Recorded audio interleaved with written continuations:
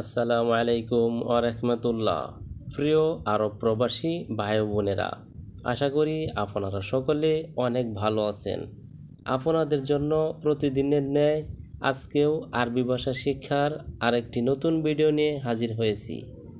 আপনারা যারা খুব দ্রুত আরবি ভাষা শিখতে চান তারা চ্যানেলটি সাবস্ক্রাইব বা ফলো করে সম্পূর্ণ ভিডিওটি দেখুন।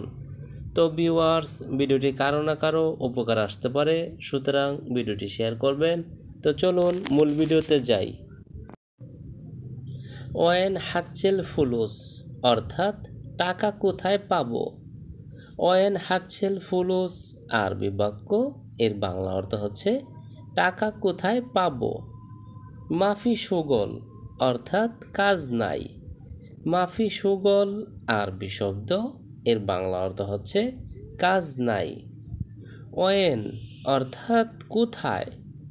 ওয়েন আরবি শব্দ, এর বাংলা অর্থ হচ্ছে কোথায়। হাতছেল অর্থাৎ পাওয়া। হাতছেল আরবি শব্দ, এর বাংলা অর্থ হচ্ছে পাওয়া। ফুলুস অর্থাৎ টাকা। ফুলুস আরবি শব্দ, এর বাংলা অর্থ হচ্ছে টাকা। হাগ্গি আবগা আশারা ইজাজা অর্থাৎ আমার 10 দিন ছুটি লাগবে। হাগ্গি আবগা আশারা ইজাজা আরবি বাক্য, এর বাংলা অর্থ হচ্ছে আমার 10 দিন ছুটি লাগবে। এখানে আবগা অর্থাৎ লাগবে বা দরকার। আবগা আরবি শব্দ, এর বাংলা অর্থ হচ্ছে লাগবে বা দরকার বা প্রয়োজন। ইজাজা অর্থাৎ ছুটি। ইজাজা আরবি শব্দ, এর বাংলা অর্থ হচ্ছে ছুটি। হাগ্গি অর্থাৎ আমার। হাগ্গি আরবি শব্দ, এর বাংলা অর্থ হচ্ছে আমার। আশারা অর্থাৎ 10। আশারা আরবি শব্দ, এর বাংলা অর্থ হচ্ছে 10। অর্থাৎ দিন। আরবি শব্দ, এর বাংলা অর্থ হচ্ছে দিন। মুখতালিফ অর্থাৎ বিভিন্ন। মুখতালিফ আরবি শব্দ, এর বাংলা অর্থ হচ্ছে বিভিন্ন। আজনাবি অর্থাৎ বিদেশি। আজনাবি আরবি শব্দ, এর বাংলা অর্থ হচ্ছে বিদেশি। নাজিফ অর্থাৎ পরিষ্কার। নাজিফ আরবি শব্দ, এর বাংলা অর্থ হচ্ছে পরিষ্কার। মাজনুন অর্থাৎ পাগল। মাজনুন আরবি শব্দ, এর বাংলা অর্থ হচ্ছে পাগল। শাহির অর্থাৎ বিখ্যাত। শাহির আরবি শব্দ, এর বাংলা অর্থ হচ্ছে বিখ্যাত। বিলাত অর্থাৎ বিদেশ।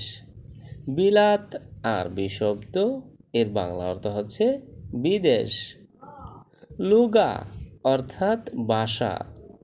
লুগা আরবি শব্দ, এর বাংলা অর্থ হচ্ছে ভাষা। খুদ্রাওয়াত অর্থাৎ শাকসবজি।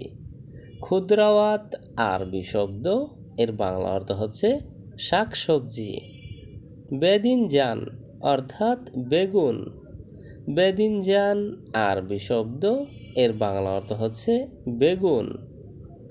সাবানাক অর্থাৎ শাক।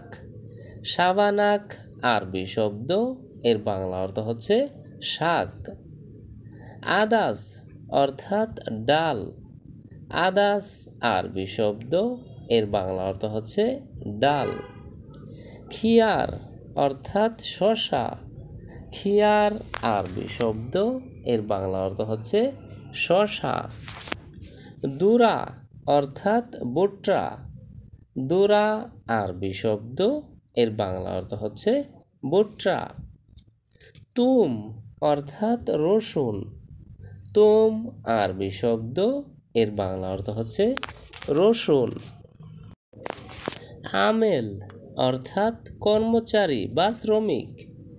আমেল আরবি শব্দ, এর বাংলা অর্থ হচ্ছে শ্রমিক বা কর্মচারী।